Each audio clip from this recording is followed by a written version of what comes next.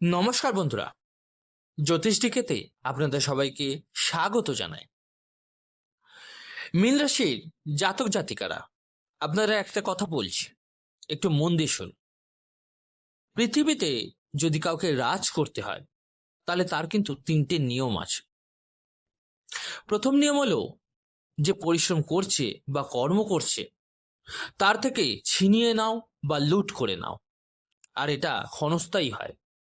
যে এই কাজ করবে সে বেশি দিন কিন্তু সফল হতে পারে না, তাকে আবার কর্মের জালে জড়িয়ে পড়তেই হয়। কিন্তু অনেক মানুষ এই কাজ করতে গিয়েও সেই জায়গায় পৌঁছতে পারে না। দ্বিতীয় নিয়ম হলো নিজের পরিশ্রমে সবকিছু অর্জন করা, আর এই ক্ষেত্রে ভগবানও তার পাশে থাকে, কারণ সে নিজের পরিশ্রমে নিজের সাম্রাজ্য করে তুলছে। আর তৃতীয় নিয়ম হলো তুমি পরিশ্রম করছো, নিজের কর্ম খুব ভালোভাবে করছো, কিন্তু তোমার পরিশ্রমের ফল বা তোমার প্রাপ্য সাফল্যের লাভ অন্য কেউ নিয়ে যাচ্ছে। এমন পরিস্থিতিতে যখন মানুষ নিজের অধিকারের জন্য লড়াই করে তখন ভগবানও তার পাশে থাকেন।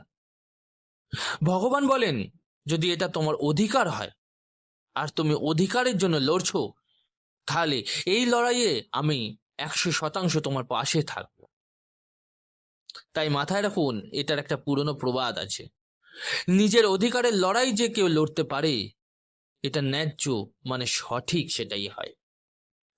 মীন রাশির ক্ষেত্রেও গোচরে এমনই একটা বড় পরিবর্তন আসছে। এই পরিবর্তন এমন হবে যে আমি রাজগদি চাই আর সেটা আমি পাবই। অর্থাৎ গত 1 বছর ধরে আপনার জীবনে আপনার কর্মের কোনো নাম খ্যাতি হয়নি, আপনার উপার্জিত টাকারও কোনো মূল্য ছিল না। বাড়ির লোক বাইরের লোক সবাই এর সুবিধা নিয়েছে। পরিবার, ব্যবসা, চাকরি সব জায়গায় আপনি সঠিক পথ দেখিয়েছেন, কিন্তু তার কোনো মূল্য পাননি। এই 1 বছর আপনি ভেবেছেন সামনের মানুষটা হয়তো বদলাবে, একদিন সত্যিটা বুঝবে, কিন্তু সেই ভাবনায় আপনি নিজের অধিকারের লড়াই করেননি। আইনগত হোক বা ব্যক্তিগত হোক বা সম্পত্তি সংক্রান্ত হোক, গোচরে কিন্তু এখন একটা বড় পরিবর্তন হচ্ছে।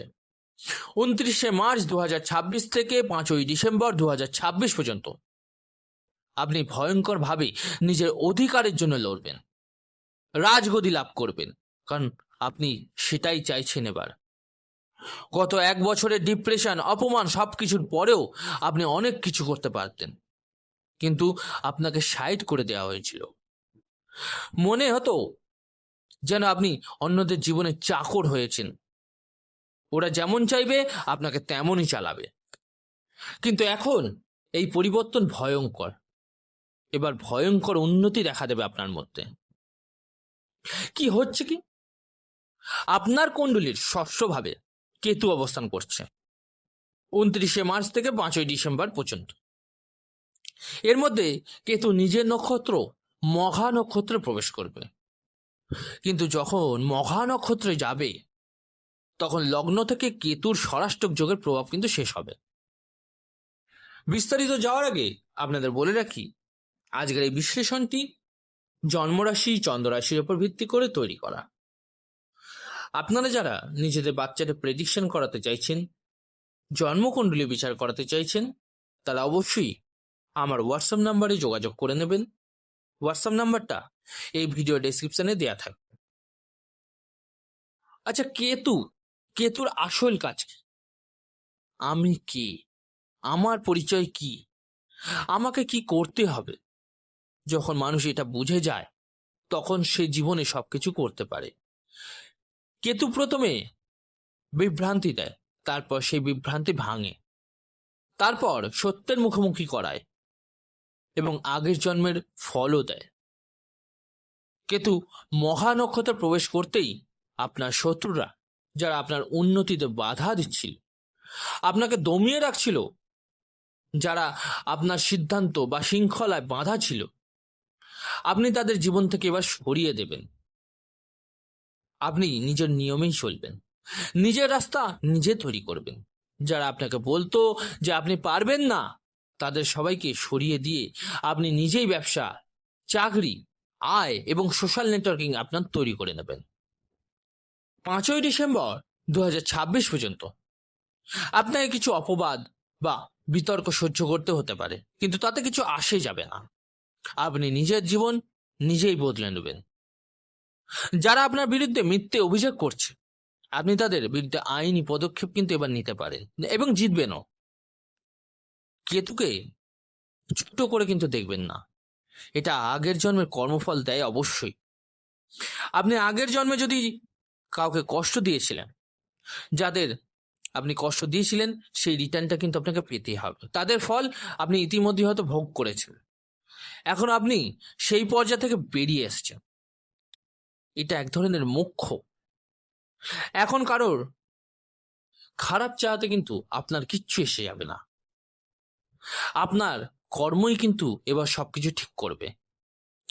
ধনভাবে কেতুর দৃষ্টি, আপনি বড় ইনভেস্টর পাবেন, টাকা আসবে, পরিবার সম্পর্ক সবকিছু ম্যানেজ করতে কিন্তু এবার শিখে যাবেন। আপনি এখন হিসেব করে কথা বলবেন। সম্পর্ককে রাখলে লাভ হলে তবেই সম্পর্ক রাখবেন, আর কাজ করবেন যেখানে আয় আছে। শত্রুর আসল চেহারা সামনে আসবে, বুঝতে পারবেন কি আগে আপনার নিজের ছিল, কি আপনার পর হয়েছে। পুরনো ব্যবসা আপনার কিন্তু আবার ঘুরে দাঁড়াবে। প্রপার্টি আপনার হাতে আসবে, বাবা সাপোর্ট করবেন। চাকরিতে বড় পদ পাবেন, বিদেশের সঙ্গে যোগাযোগ বাড়বে। আপনার লোন কিন্তু এবার কমতে শুরু হবে। যারা আপনাকে ব্ল্যাকমেল করতো, তারা কিন্তু এবার দূরে সরে যাবে।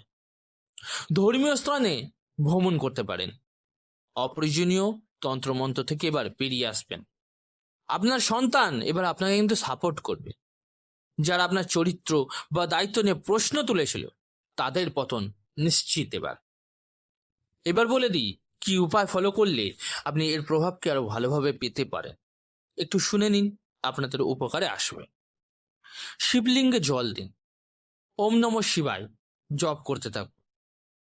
বাড়ির বাইরে একটা স্বস্তিক চিহ্ন এঁকে রাখুন, এতে কিন্তু আপনার জন্য খুবই ভালো হবে। আমি আপনাদের একটা কথা অবশ্যই বলবো, সব সময় চিন্তা করবেন কর্মই আপনার ধর্ম, ধর্মকে কর্ম মনে করবেন না। অর্থাৎ আপনার কর্মের উপর জোর দিন, আপনার সাফল্য নিশ্চিত। কারোর জন্য আপনাকে চিন্তা করতে হবে না, আপনি নিজের জন্য চিন্তা করুন, নিজের জন্য বাঁচুন, আপনি এগিয়ে যান। তো বন্ধুরা, আশা করি আমার দেয়া আজকের এই বিশ্লেষণের তথ্য আপনাদের উপকারে এসেছে, আপনাদের ভালো লেগেছে। ভালো লেগে থাকলে একটা লাইক অবশ্যই করে যাবেন। আর যে সকল বন্ধুরা নতুন শুনছেন, তারা অবশ্যই চ্যানেলটিকে সাবস্ক্রাইব করে দেবেন। সুস্থ থাকুন, ভালো থাকুন, ধন্যবাদ।